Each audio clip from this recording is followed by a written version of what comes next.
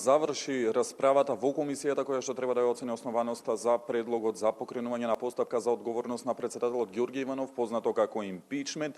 Комисијата успеа и да подготви предлог и извештај, а негде и по 14 часот ќе ги усвои и заклучоците, пошто овој извештај ќе му биде доставен на собранискиот спикер Трајко Велјановски. Членовите во комисијата од СДСМ сметаат дека не е водена темелна постапка во рамки на оваа комисија, односно без темелна истрага. Тие остануваат на ставот дека председателот Ѓорѓе Иванов го прекршил уставот како и законот за помилување и дадоа предлог заклучок да се наведе во извештајот дека иницијативата е основана и дека треба да продолжи расправата во рамки на пленарна седница.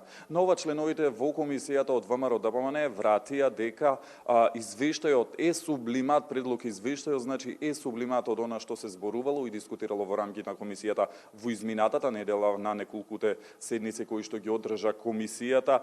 Став на владеачкото мнозинство е дека иницијативата не е издржана и не се темели на правни аргументи. Тие сметаат дека ова е уште еден обид за да се удри врз институцијата председател на Република Македонија, односно Ѓорѓе Иванов. Тие го повторија нивниот став дека сметаа дека председателот Иванов со помилувањето го направил од државни интереси, иако за тоа, како што рекоа, не се согласува ВМРО ДПМН.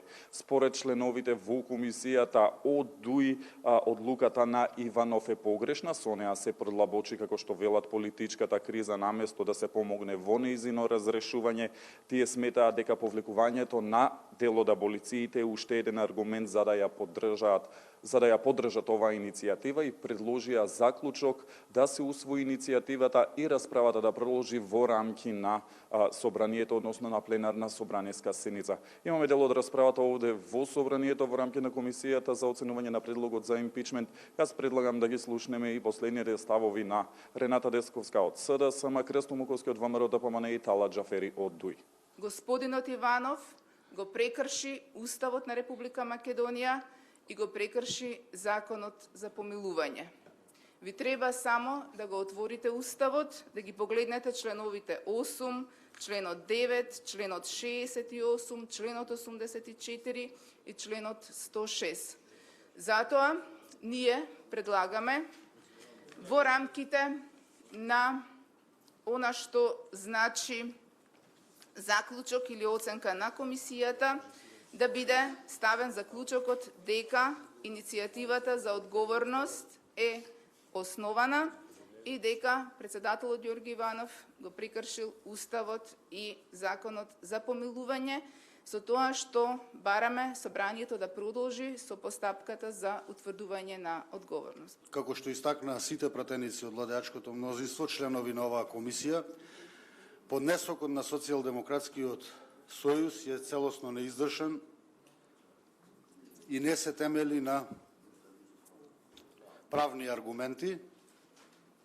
За жал, можам да констатирам уште еднаш дека ова беше уште еден неуспешен обид на Социјалдемократскиот сојуз да се удри по највисоката институција, тоа е председател на државата Република Македонија, односно по господинот Ѓорѓе Иванов. Се со една цел да се зголеми хаосот и безредието во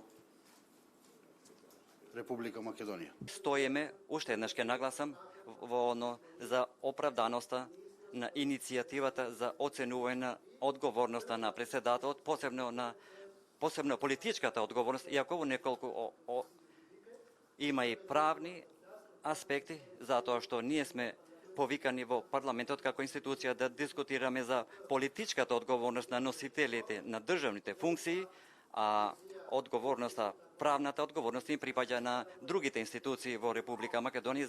Во тој дел не сакам да дискутирам и да се впуштам. Затоа мислам дека политичката одговорност постои и затоа комисијата во заклучоците кои треба да ги донесе, треба да сугерира дека парламентот да дискутира и да донесе одлука соодветна за да се оцени одговорноста на председателот. Откако ќе биде усвоен овој извештај и нели како што спомнав по 14 часот треба да бидат донесени и заклучоците во однос на овој извештај, откако ќе бидат усвоени, тој извештај ќе му биде доставен на собранискиот спикер Трајко Велјановски, кој што има рок од една недела да закаже пленарна седница на која што ќе се дискутира околу извештајот, односно околу импичментот, значи една недела е рокот.